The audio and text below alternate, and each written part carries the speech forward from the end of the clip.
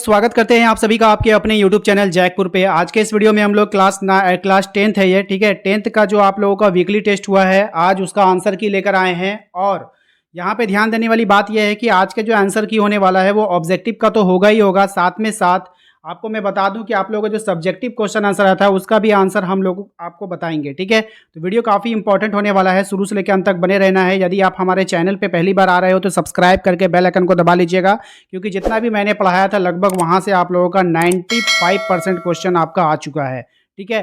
तो पढ़ाई करने के लिए, लाइव क्लास करने के लिए जरूरी है कि आप हमारे चैनल को सब्सक्राइब करके रखो। चलिए स्टार्ट करते हैं। सबसे पहले ऑब्जेक्टिव देखेंगे, फिर सब्जेक्टिव को भी देखेंगे, ठीक है। सबसे पहला सवाल में आपसे पूछा जा रहा है कि विद्युत आवेश का एसआई मात्रक क्या होता है। एम्पियर होगा, एमीटर होगा, कूलम होगा या फिर वोल्ट होगा। तो इसका राइट आंसर है ऑप्शन नंबर सी, कूलम हो जाएगा, ठीक है। चलिए क्वेश्चन नंबर 2 पे आते हैं। क्वेश्चन नंबर 2 में आपको कह रहा है यदि किसी चालक का किसी अनुप्रस्थ काट के समय टी में नेट आवेश क्यू प्रभावित होता है तो उस अनुप्रस्थ काट में प्रवाहित विद्युत धारा आई क्या होगा। तो आई बराबर फॉर्मूला बताना है आपको। तो ये होता है क्यू बाई टी होता है, ऑप्शन नंबर बी हो जाएगा। नेक्स्ट देखिए क्या है, क्वेश्चन नंबर 3 में परिपथ में एमीटर को किस क्रम में जोड़ा जाता है। तो हमने ट्रिक से भी आपको बताया था ना, श्रेणी क्रम में। अगर आप मीटर लगा लोगे तो आप शेर की तरह जिंदगी जियोगे, डरोगे किसी से नहीं। तो श्रेणी क्रम में। आर्हेनियस के अनुसार क्षारक के जलीय विलयन में होता है। तो क्षारक के जो जलीय विलयन होता है उसमें क्या होता है आपको बताना है। तो वो होता है OH ऋणायन होता है, ऑप्शन नंबर बी हो जाएगा। उसके बाद है हमारा जल की अस्थाई कठोरता को हटाने के लिए सोडियम यौगिक का उपयोग किया जाता है। कौन से सोडियम यौगिक का हम लोग उपयोग करते हैं आपको बताना है। तो राइट आंसर हो जाएगा सोडियम कार्बोनेट का, ठीक है, ऑप्शन बी। साधारण नमक का रासायनिक सूत्र क्या होगा। साधारण नमक का जो रासायनिक सूत्र है वो हो जाएगा आपका NaCl, ऑप्शन नंबर बी हो जाएगा, ठीक है। अलैंगिक जनन मुकुलन द्वारा होता है किसमें आपको बताना है। अमीबा में, ईस्ट में, ठीक है। तो आप देखिए मुकुल से हम लोग मुंह हम लोग बताए थे आपको, और ईस्ट की ओर मुंह करना था हमें। तो 7 का क्या हो जाएगा, बी हो जाएगा, आपको याद रखना है। प्राग कोश में क्या होता है, ये भी क्वेश्चन हमने आपको करा दिया था। क्या होता है, प्राग कण होता है, ऑप्शन नंबर डी हो जाएगा। 9 में आइए। 9 में आपसे कह रहा है कि किसी समष्टि में अपना अस्तित्व बनाए रखने के लिए कौन सी प्रक्रिया आवश्यक है, आपको बताना है। तो कौन सी प्रक्रिया आवश्यक है, अपना अस्तित्व अगर आपको बनाए रखना है तो रिप्रोडक्शन करना होगा, आपको जनन करना होगा, ठीक है।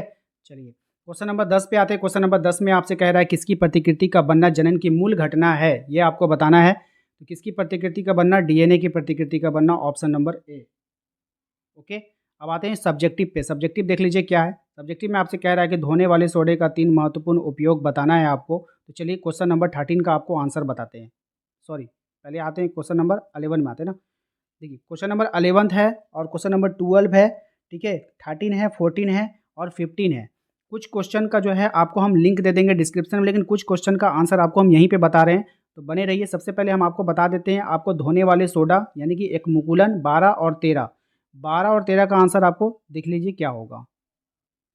चलिए मुकुलन वाला का आंसर आप लोग देख लो यहाँ से। मैंने आप लोगों के लिए आज सुबह में ही इसको करवा दिया था, जिसने कर लिया अच्छी बात है, जिसने नहीं किया है वो यहाँ से अपना स्क्रीनशॉट ले लेंगे, ठीक है। मुकुलन से नए जीव का विकसित होना मुकुलन कहलाता है।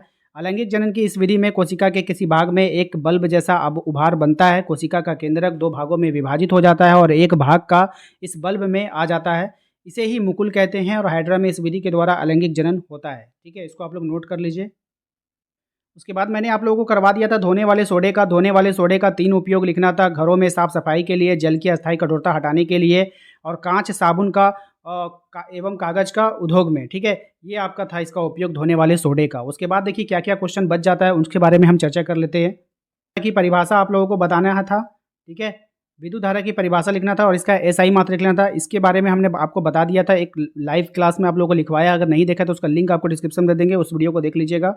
उसके बाद माँ के शरीर में गर्भस्थ भ्रूण का पोषण कैसे प्राप्त होता है, इसको भी मैं करवा दिया हूँ, ठीक है। अब देखिएगा यहाँ पर आपको प्लास्टर ऑफ पेरिस का रासायनिक सूत्र, रासायनिक नाम और बनाने की विधि, जल, ये सब भी मैंने करवा दिया है। अब यहाँ पे आप देखिएगा क्वेश्चन नंबर 16 में यहाँ पे कह रहा है उभयलिंगी फूल के अनुप्रस्थ काट के विभिन्न जनन अंगों का नामांकित चित्र बनाना है। इसमें जो चित्र बनाना है, इसका चित्र हम आप लोगों को व्हाट्सएप ग्रुप में उपलब्ध करवा देंगे। तो ग्रुप अगर आप लोगों ने अभी तक ज्वाइन नहीं किया तो दिए गए नंबर पर संपर्क करके अपने ग्रुप को ज्वाइन कर लीजिए। बेल आइकन को दबा लीजिए और चैनल को सब्सक्राइब नहीं किए हैं तो अभी भी सब्सक्राइब कर लीजिए आने वाले एग्जाम की तैयारी करने के लिए। मिलते हैं अगले वीडियो।